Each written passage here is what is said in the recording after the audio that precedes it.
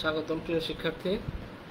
আজকে তোমাদের আত্মকর্মসংস্থান ও উদ্যোক্তা উন্নয়নের যে দ্বিতীয় অধ্যায়টি আছে, শিল্প উদ্যোক্তা ও অর্থনৈতিক উন্নয়ন, এই অধ্যায়টা তোমাদের আমি শুরু করব। আমি তোমাদেরকে গত ক্লাসে শিল্প উদ্যোগের কিছু সংজ্ঞা তোমাদেরকে আমি দেখিয়েছি। তো আজকে তার পরবর্তী যে ঘটনাগুলো আছে, যে শিল্প উদ্যোক্তার আসলে গুরুত্ব কেন, কি জন্য আমাদের শিল্প উদ্যোগ নেওয়া উচিত, এসহ আরও যে বিষয়গুলো আছে, যেমন শিল্প উদ্যোক্তা বা উদ্যোক্তার প্রকারভেদ, বৈশিষ্ট্য, এই জিনিসগুলো আমি তোমাদেরকে দেখাবো আর কি।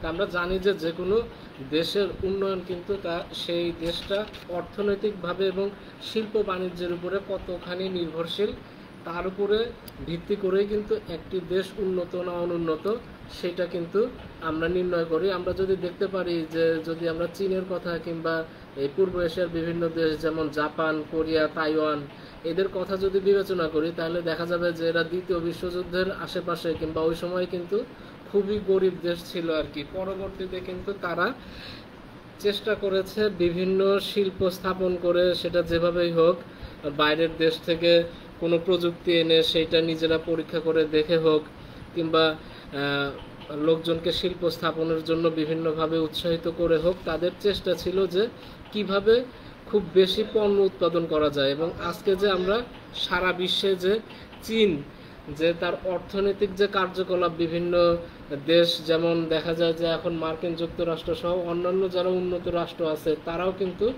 চীনকে এক বাক্যে উন্নয়নশীল দেশগুলোর ভিতরে এবং উন্নত দেশগুলোর ভিতরে তাদের এক নম্বর প্রতিদ্বন্দ্বী হিসাবে কিন্তু চীনকে ভাবে। এবং এর পিছনে আছে মূলত যে তাদের শিল্পক্ষেত্রে যে বিভিন্ন উন্নয়ন, সেই জিনিসগুলো, তাদের বিভিন্ন পণ্য যে সারা বিশ্বে যে বিভিন্ন বাজার দখল করে আছে, এর ফলেই কিন্তু তারা আজকে এরকম উন্নতির শিখরে পৌঁছে গেছে। এখন যদি শিল্প উদ্যোগের গুরুত্ব যদি আমি বলি, তাহলে শুরুতেই আসবে যে বৈদেশিক পুঁজির প্রভাব হ্রাস আর কি। আমাদের যদি নিজস্ব শিল্প থাকে, তাহলে আমরা নিজস্ব টাকা পয়সা দিয়ে কিন্তু শিল্প স্থাপন করতে পারবো এবং এর ফলে বৈদেশিক কোনো পুঁজি কিংবা বৈদেশিক সহায়তা আমাদের নিতে হবে না, এবং এর ফলে কিন্তু কোনো বৈদেশিক শক্তি আমাদের দেশের নীতিমালা প্রণয়নের উপরে কিন্তু তাদের প্রভাব খাটাতে পারবে না। তারপরে কর্মসংস্থানের বিষয় আসে, যে কর্মসংস্থান যদি আমরা আমাদের দেশে জানি যে অনেক বেশি শিক্ষিত লোকজন, কিন্তু সে অনুযায়ী কিন্তু সবাই কাজ পাচ্ছে না। কিন্তু এইখানে যদি বিভিন্ন শিল্প স্থাপন করা হয়, তাহলে যে শুধু শিক্ষিত লোকজনই চাকরি ওইখানে পাবে তা কিন্তু না, এর সাথে বিভিন্ন পর্যায়ে স্বল্প শিক্ষিত কিংবা এমনকি নিরক্ষর লোকজনেরও কিন্তু আমরা কর্মসংস্থানের ব্যবস্থা করতে পারবো, বিভিন্ন শ্রমিক শ্রেণীর কর্মসংস্থানের ব্যবস্থা করতে পারবো। এরপরে দেখা যায় যে যারা শিল্প উদ্যোগ নিতে চায়, তাদের কিন্তু প্রশিক্ষণের দরকার আছে, এবং এই প্রশিক্ষণের একটা ব্যাপার আছে। এরপরে আছে যে আমাদের শিল্প স্থাপনই কিন্তু শেষ কথা নয়, এইখান থেকে আমাদের কিন্তু পণ্যগুলোকে বাজারজাত করতে হবে, এবং সেই বাজারজাতের জন্য আমাদের পণ্য পরিবহনের দরকার, সেই পণ্যগুলো ঠিকঠাক মতো বিপণনের দরকার। এবং এরপরে আছে যে হলো ক্যাপ্টেন্সি কিংবা নেতৃত্ব দানের যে একটা ক্ষমতা, এই জিনিসটা কিন্তু এইখানে ডেভেলপ হবে। তার কারণ যেই একজন শিল্প উদ্যোক্তা কিংবা যেই একজন উদ্যোক্তা, তিনি কিন্তু অবশ্যই নিঃসন্দেহে ওই শিল্পের নেতা কিংবা পরিচালক। এরপরে আছে সঞ্চয় প্রবণতা। একটা দেশের যদি কোনো অর্থনৈতিক উন্নয়নের দরকার হয় আমরা, তাহলে কিন্তু এই জিনিসটা কিন্তু সেই দেশের যদি সঞ্চয়ের পরিমাণ বেশি হয়, তাহলে কিন্তু বিভিন্ন উন্নয়নশীল কার্যক্রম নেওয়া সুবিধা হবে। সেটা কেমন হবে, যে যদি লোকজনের বেশি ইনকাম হয়, তাহলে কিন্তু লোকজন বেশি টাকা ব্যাংকে রাখতে পারবে, এবং এই ব্যাংকে যে যদি কেউ টাকা রাখে, তাহলে কিন্তু সেই ডিপোজিট থেকে তাকে কিন্তু একটা কিছু সুদ দেওয়া হয়, কিন্তু ওই পুরো টাকাটাই কিন্তু ব্যাংকের কাছে অনেক দিন যাবত পড়ে থাকে। এবং এই টাকাগুলোই সরকারি ব্যাংক, বাংলাদেশ ব্যাংক সহ বিভিন্ন মাধ্যম থেকে সরকার বিভিন্ন সময় এই টাকাগুলো ব্যবহার করে কিন্তু বিভিন্ন উন্নয়নশীল কার্যক্রম হাতে নেয়, এবং এইখান থেকে যে মুনাফা যে জিনিসগুলো আসে, এইখান থেকেই কিন্তু আসলে সবাইকে এই টাকা ব্যাংকে রাখার জন্য, সঞ্চয়ের জন্য বিভিন্ন সুদ কিংবা এই জিনিসগুলো কিন্তু দেওয়া হয়। তারপরে যদি রাজনৈতিক স্থিতিশীলতার কথা বলি, যে উন্নয়নশীল দেশে তারা যদি কিন্তু নিজেরাই স্বয়ংসম্পূর্ণ, বিভিন্ন শিল্প ক্ষেত্রে যদি উন্নয়নশীল দেশ হয়, তাহলে কিন্তু তাদের বিভিন্ন ক্ষেত্রে অন্যান্য দেশের কিন্তু সহায়তা নেওয়ার দরকার হয় না আর কি। তো আমাদের দেশে যদি অনেক তেলের খনি কিংবা এরকম প্রাকৃতিক সম্পদ, পেট্রোলিয়াম জাতীয় সম্পদ, এই জিনিসগুলো থাকতো, কিংবা এই জিনিসগুলো যদি উত্তোলনের জন্য সেরকম প্রযুক্তি যদি আমাদের থাকতো, তাহলে কিন্তু আমাদের ইউরোপ, আমেরিকা তাদের সহায়তা নিতে হইতো না, এবং তারা কিন্তু আমাদের বিভিন্ন রাজনৈতিক ক্ষেত্রে প্রভাব বিস্তার করার সুযোগ পাইতো না আর কি। এটা আর একটা রাজনৈতিক স্থিতিশীলতা বজায় রাখা শিল্প উদ্যোগ এর একটা গুরুত্ব আর কি।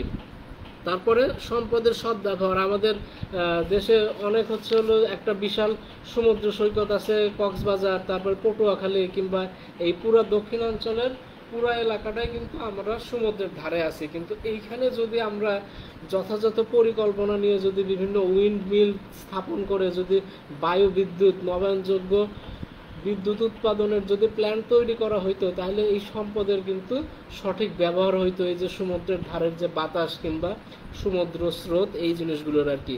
তারপরে ব্যবসা বাণিজ্যের উন্নয়ন ও সম্প্রসারণ হবে, এবং অবশ্যই কোনো উন্নয়নমূলক কার্যকলাপ বা মানুষের যদি অর্থনৈতিক উন্নয়ন হয়, তাহলে কিন্তু তার দৃষ্টিভঙ্গি এবং মনোভাবের পরিবর্তন যে হবে, এটা কিন্তু আমরা নিঃসন্দেহে বলতে পারি। এরপরে আছে শিল্প উদ্যোক্তা বা উদ্যোক্তার প্রকারভেদ। এইখানে এটা দুই রকম প্রশ্নের জন্য আছে, শর্ট কোশ্চেন হিসাবেও আছে, তারপরে আছে হচ্ছে হলো বড় প্রশ্ন হিসাবে। এখানে যদি ছোট প্রশ্ন 4 মার্কের যদি আসে, তাহলে এই যে ছকটা দেয়া আছে, এই ছকটা দিলেই কিন্তু ভালো মার্ক পাওয়া যাবে। আবার যদি বড় প্রশ্ন হিসাবে আসে যে 6 মার্কের প্রশ্ন কিংবা এই প্রশ্নগুলোতে যদি আসে, তাহলে কিন্তু এই যে একটু বড় বর্ণনা এখানে লিখতে হবে। এখানে কয়েকটা ভাগে ভাগ করা হয়। একটা করা হয় বৈশিষ্ট্য, গুণাবলী বা দক্ষতার ভিত্তিতে, যে ক্ষেত্রে এটাকে 5 ভাগে ভাগ করা হয়। এটার মূলত নাম দেখেই বোঝা যায়, খুব বেশি ডিটেলে এখানে জানার দরকার নাই। যে জীবিকা নির্বাহ উদ্যোগ মানে জীবিকা নির্বাহের জন্য যেটা করা হয়। আত্মকর্মসংস্থানমূলক হচ্ছে হলো এই ধরনের উদ্যোক্তা কেবল নিজের কর্মসংস্থান করে থাকে। তারপরে আছে ক্ষুদ্র ব্যবসায় উদ্যোগ, তার মানে ছোট কোনো যদি ব্যবসায়িক প্রতিষ্ঠান স্থাপন করে সেই জিনিসটা। তারপরে আছে হচ্ছে হলো সামাজিক উদ্যোগ, যে উদ্যোগের উদ্দেশ্য থাকে সামাজিক উন্নয়ন করা। এখানে উদাহরণ হিসেবে বলা আছে যে ব্র্যাকের কথা বলা আছে, যে তাদের নিজস্ব তো উন্নয়ন তো আছেই, তাদের একটা কোম্পানি তো তারা স্থাপন করেছে, কিন্তু এর সাথে তারা কিন্তু বিভিন্ন সামাজিক উন্নয়নমূলক কার্যকলাপও কিন্তু তাদের আছে। এই জিনিসটাকে বলা হয় সামাজিক উদ্যোক্তা। তারপরে শিল্প কারখানা স্থাপন উদ্যোক্তা। এইখানে বলা যায় যে হচ্ছে হলো বিভিন্ন যেরকম গার্মেন্টস সহ অন্যান্য চামড়া শিল্প কিংবা কোনো ঔষধ শিল্প, এই ধরনের যে বড় বড় শিল্প কারখানা স্থাপন করা হয়, এই জিনিসগুলোর কথা এখানে বলা আছে। তারপরে আরেকটা আছে মালিকানার ভিত্তিতে। এটা হইতে পারে যে সরকারি বেসরকারি উদ্যোগ আর কি। আরেকটা হইতে পারে যে একক ও যৌথ উদ্যোগ। সরকারি বেসরকারিতে বোঝাই যাচ্ছে যে কোনো সরকারি উদ্যোগ হইতে পারে, যে যেমন বিভিন্ন গ্যাস ট্রান্সমিশন কিংবা বিদ্যুৎ বিতরণের যে কোম্পানিগুলো আছে, এগুলো কিন্তু সরকারি উদ্যোগ। আর একক ও ব্যাপক ভিত্তিক, এটা দেখা যায় যে কেউ একজন মিলে যদি কোনো একটা ব্যবসা স্থাপন করে, কিংবা যদি 2-4-5 জন মিলে একটা জয়েন্ট ভেঞ্চার করে, সেই জিনিসটাতে কিন্তু আমরা যৌথ মালিকানার কথা বলতে পারি। তারপরে কারবারের ধরন হিসাবে আছে হচ্ছে হলো শিল্প উদ্যোক্তা, সে যদি শিল্প স্থাপন করে তাহলে শিল্প উদ্যোক্তা। তারপরে হচ্ছে হলো বাণিজ্যিক উদ্যোক্তা, এইটা হচ্ছে হলো সে বন্টন প্রণালীর প্রতিনিধি, ডিস্ট্রিবিউটর হিসেবে কাজ করে এখানে, যে এইখানে উৎপাদকের থেকে সে পণ্য নিয়ে সরাসরি ভোক্তার কাছে পৌঁছাইতে পারে, কিংবা কিছু প্রক্রিয়াজাত করে অল্প কিছু সেই পণ্যে পরিবর্তন এনে সে কিন্তু এইটা বাণিজ্যিকভাবে এই জিনিসটা ভোক্তার কাছে পৌঁছায় দিতে পারে। তারপরে আছে হচ্ছে হলো সেবামূলক উদ্যোগ, যেমন এখানে উদাহরণ হিসেবে বলা আছে ব্যাংক বা ট্রান্সপোর্ট যে সিস্টেম, এইগুলোর কথা বলা আছে এখানে। তারপরে আছে যে শিল্প উদ্যোক্তার বৈশিষ্ট্য, এটা খুবই ইম্পর্টেন্ট। শিল্প উদ্যোগ বা উদ্যোক্তার বৈশিষ্ট্য, এবং একজন যে কোনো শিল্প উদ্যোগ কিংবা উদ্যোক্তাই হোক, সে যদি সফল হইতে চায় তাহলে তাকে পরিশ্রম করার পাশাপাশি এই যে গুণাবলীগুলো আছে, এই জিনিসগুলো তার মধ্যে অবশ্যই থাকতে হবে। প্রথমে হইতেছে হলো তাকে সুযোগ সন্ধানী হইতে হবে, যে তার যে সম্পদ আছে, আর্থিক সম্পদ হইতে পারে, যন্ত্রপাতি কিংবা জমি জমা আছে, এই জিনিসগুলো যেন সে ঠিকঠাক মতো ব্যবহার করতে পারে, এই ব্যাপারে তাকে সুযোগ সন্ধানী হইতে হবে। তারপরে তাকে অধ্যবসায়ী হইতে হবে, যে একবার ব্যর্থ হইলো কিংবা সে যেমন সফলতা আশা করেছিল সেরকম সফলতা প্রাথমিক পর্যায়ে আসছে না, তাহলে হাল ছেড়ে দেওয়া যাবে না, বারবার ওই কাজের সাথে লেগে থাকার মতো একটা আগ্রহ থাকতে হবে। এই অধ্যবসায়টা খুবই গুরুত্বপূর্ণ। তারপরে কর্মচুক্তির জন্য প্রতিশ্রুতি। সে যদি মনে করে যে একবার যদি নিজের কাছে কমিটমেন্ট দিয়ে দেয় তাহলে সে কমিটমেন্টটা সে রক্ষা করবে আর কি, সে সফলতা অর্জন না হওয়া পর্যন্ত। তারপরে আছে যে গুণগত মান ও দক্ষতার চাহিদা, সে এইভাবে পণ্য তৈরি করবে কিংবা এইভাবে তার কার্যক্রম শিল্প উদ্যোগকে পরিচালনা করবে যে এই জিনিসগুলোর যেন মান বজায় রাখে এবং দক্ষতার সাথে যেন এই জিনিসগুলো তৈরি করা যায়। তার ঝুঁকি গ্রহণ করার একটা মানসিকতা থাকতে হবে। সে যদি মনে করে যে সে ব্যবসা একটা হাতে নিল প্রতি ক্ষেত্রে যে সে সফলই হবে, এটা কিন্তু জরুরি না, বিভিন্ন সময় সে ব্যর্থ হইতে পারে। তো এই যে ঝুঁকি, ব্যর্থতা, যে কোনো ব্যবসার ক্ষেত্রে ব্যর্থতার ঝুঁকি একটা গুরুত্বপূর্ণ বিষয়। এই ঝুঁকি নেওয়ার দক্ষতা বা ক্ষমতা তার থাকতে হবে। তারপরে তথ্য অনুসন্ধান, আমরা যে ধরনের প্রোডাক্ট আমরা বাজারজাত করব এবং সেই ধরনের প্রোডাক্টের বাজারের চাহিদা আছে কিনা, কিংবা আমি যে এলাকার জন্য এই পণ্যটা তৈরি করতে যাচ্ছি সেই পণ্যের ওই এলাকায় সামাজিক গ্রহণযোগ্যতা আছে কিনা, এই জিনিসটা কিন্তু তাকে বিভিন্ন তথ্য অনুসন্ধান করতে হবে, বাজার পর্যবেক্ষণ করতে হবে। তারপরে পরিকল্পনার যোগ্যতা থাকতে হবে কিছু, যেমন লক্ষ্য অর্জন। সে স্বল্পমেয়াদী বা দীর্ঘমেয়াদী, সে 3 মাস পরে তার কোম্পানিকে কোন জায়গায় দেখতে চায় কিংবা 5 বছর পরে সে তার কোম্পানিকে কোন অবস্থানে নিয়ে যাইতে চায়, এরকম একটা লক্ষ্য থাকতে হবে। এবং এর সাথে সাথে পদ্ধতিগত ম্যাথোডোলজিক্যাল যে বিষয়গুলো আছে সেগুলো খেয়াল রাখবে এবং এর ব্যাপারে যদি কোনো কম বেশি যদি কোনো পরিবর্তন, কোনো পরিকল্পনার যদি কোনো ঘাটতি থেকে যায়, নতুন পরিকল্পনার দরকার হয়, এই জিনিসগুলোর প্রতি সে সজাগ দৃষ্টি রাখবে। এরপরে হলো ক্ষমতার যোগ্যতা, সেইটা কেমন, যে উদ্বুদ্ধকরণ ও সম্পর্ক স্থাপন।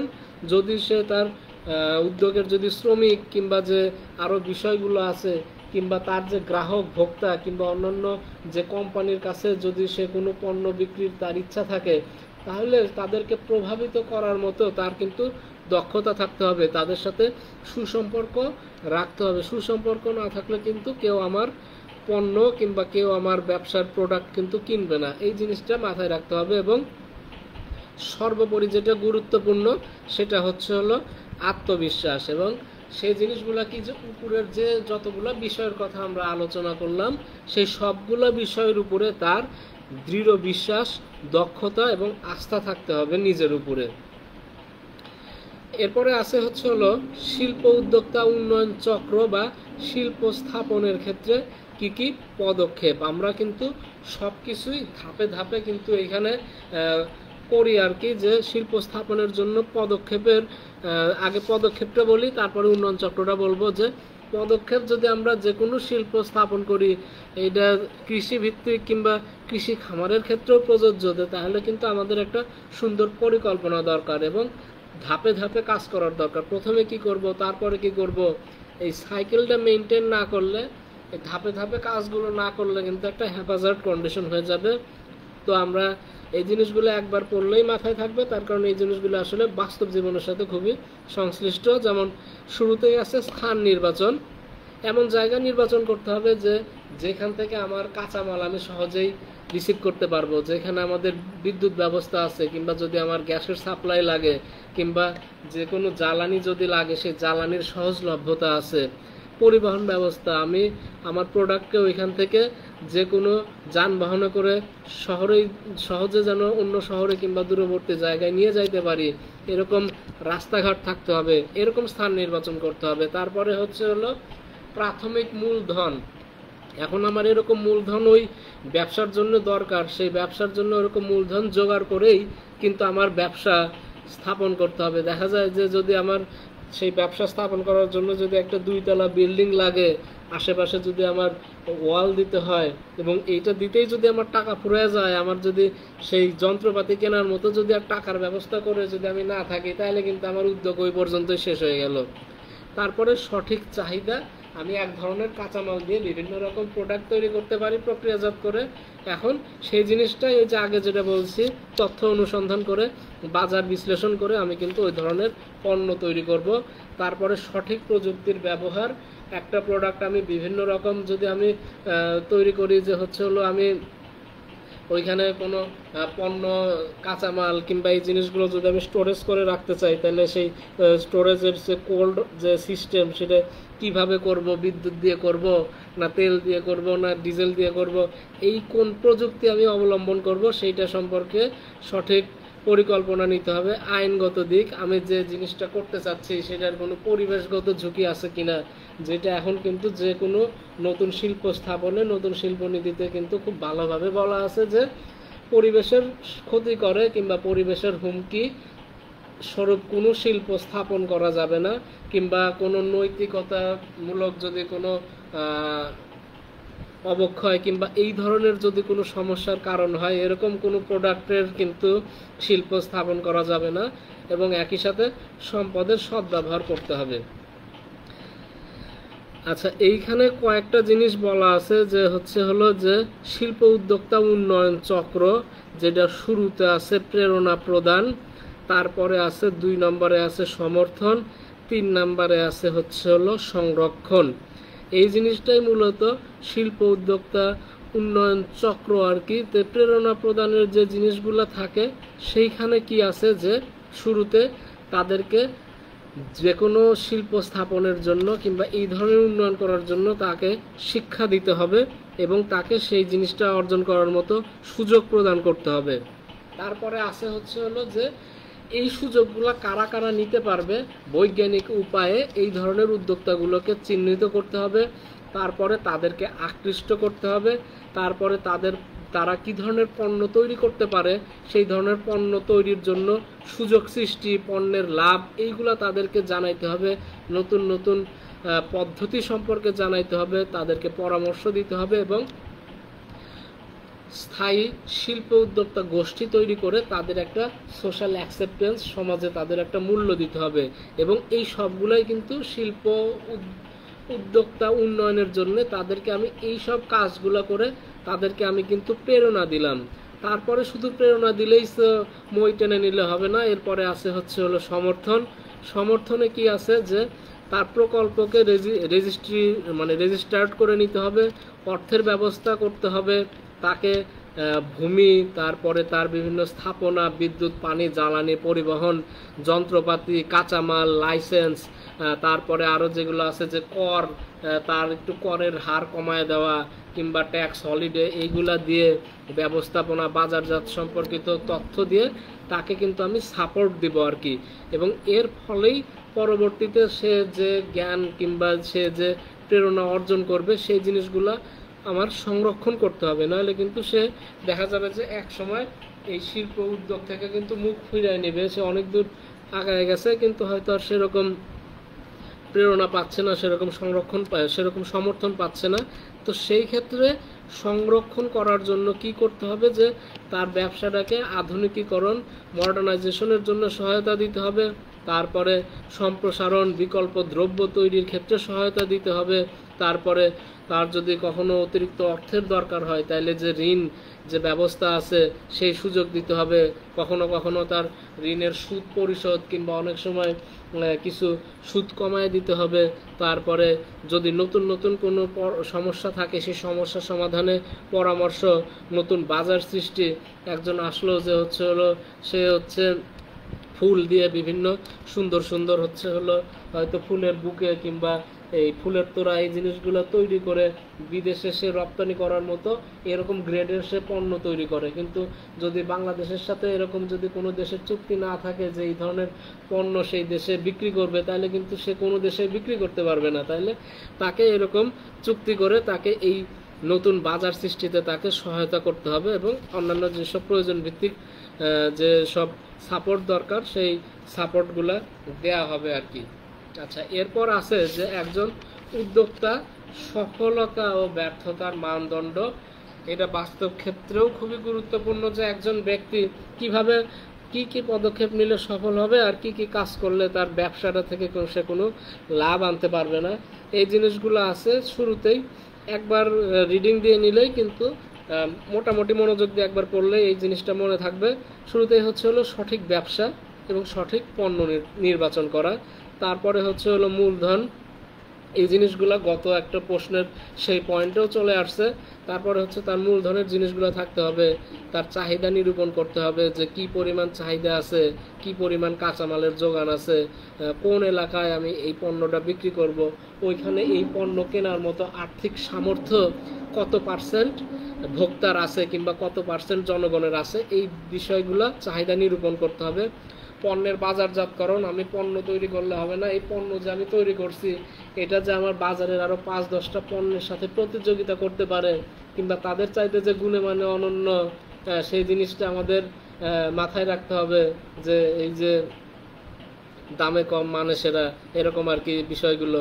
তারপরে আছে হচ্ছে হলো যোগ্যতা ও অভিজ্ঞতা, এবং এই সফলতা অর্জনের জন্য তাকে কিছু কিন্তু যোগ্যতা এবং অভিজ্ঞতা অবশ্যই অর্জন করে নিতে হবে। সে চাইলেই কিন্তু একটা শিল্প স্থাপন করে ফেলতে পারে না, তাকে কোথাও প্রশিক্ষণার্থী কিংবা অ্যাপ্রেন্টিস হিসেবে তাকে কিছুদিন ওই ব্যবসাটা বুঝতে হবে, তারপরে উপযুক্ত স্থান নির্বাচন করতে হবে। যোগ্যতা সম্পন্ন কর্মী, সৎ দক্ষ অধ্যবসায়ী কর্মী তাকে নিয়োগ দিতে হবে, এবং তাদের ম্যানেজমেন্টের যোগ্যতা থাকতে হবে, এবং যৌথ উদ্যোগও নেওয়া যাইতে পারে। হিসাব সংরক্ষণ, এটা খুবই একটা গুরুত্বপূর্ণ বিষয়, যে আমি কত পণ্য উৎপাদন করতেছি, কত পণ্য বিক্রি করতেছি, আমার লাভ কেমন হচ্ছে, এই মার্জিনটা আমাদের নির্ণয় করতে হবে।